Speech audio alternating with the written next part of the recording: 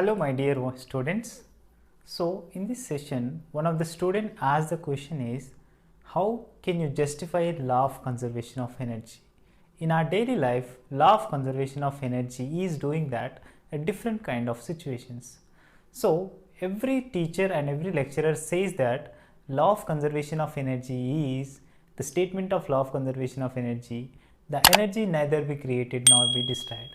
So one of the students asked that, and most of the students in the classroom also they are asking the question is, how can we justify law of conservation of energy in our daily life?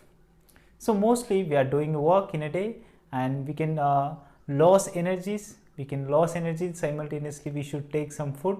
Alternatively, we should, otherwise we cannot work more, right? So these kind of situations, all the students, all the human beings are facing situations. And how can we justify this kind of situations? This is the question from all of the students. Most of the students are asking. So I'm gonna justify this question. So how can we justify law of conservation of energy in our daily life? So most of the students are asking while teaching the class of this concept. So what they are asking that is, if anybody wants to do more work, they want some energy. If in a daily life, every human being loss of their energies parallel to they taking some food by recycling or regaining of their energies, right? So in our law of conservation of energy in physics, they are saying that energy neither be created nor be destroyed, which means that energy we cannot create ourselves and we cannot destroy it by ourselves. So this is one of the question. This is one kind of statement. How can we justify this in our daily life? So I can say this before going to explain this concept. Just think broadly what is nature of physics. Otherwise you cannot understand.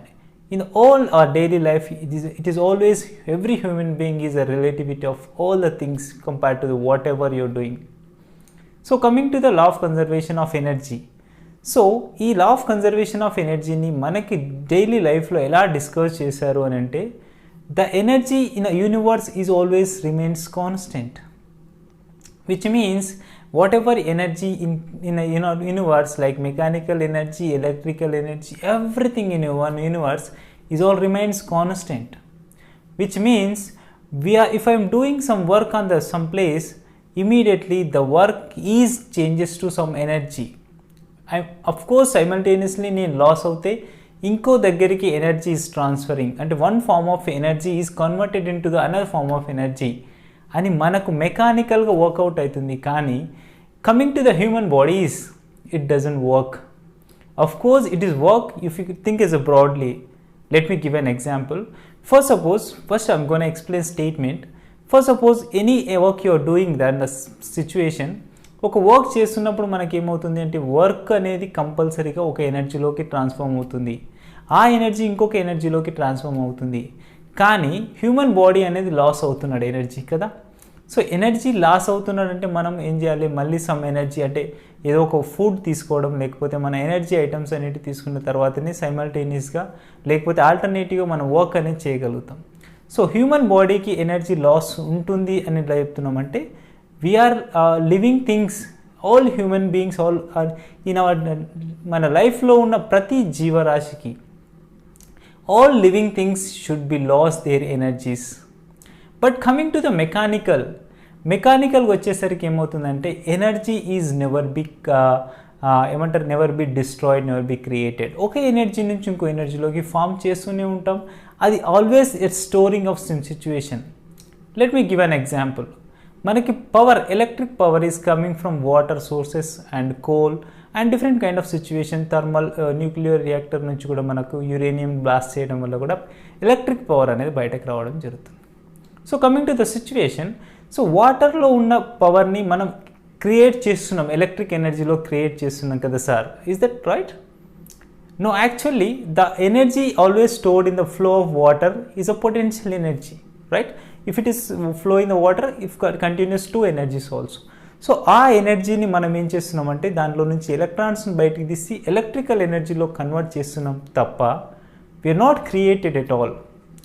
So మనం ఎలాంటి create చేయలేదు కాబట్టి దాన్ని ఏమంటామంటే energy is never be created and never be destroyed, right? అదే మన human bodies అనేసరికి ఏమవుతుందంటే అఫ్ కోర్స్ మనం చూసే వర్క్ అనేది any work is converted into the mechanical energy whatever you're doing on that object some whatever work you're doing. కానీ మనం energy loss అవుతున్నామంటే వీఆర్ డిపెండెంట్ ఫ్యాక్టర్స్. బయాలజీ స్టూడెంట్స్కి బాగా అర్థమవుతుంది. So we are dependent factors. మనం ఎప్పుడు ఒకరి మీద డిపెండ్ అవుతూనే ఉంటాం.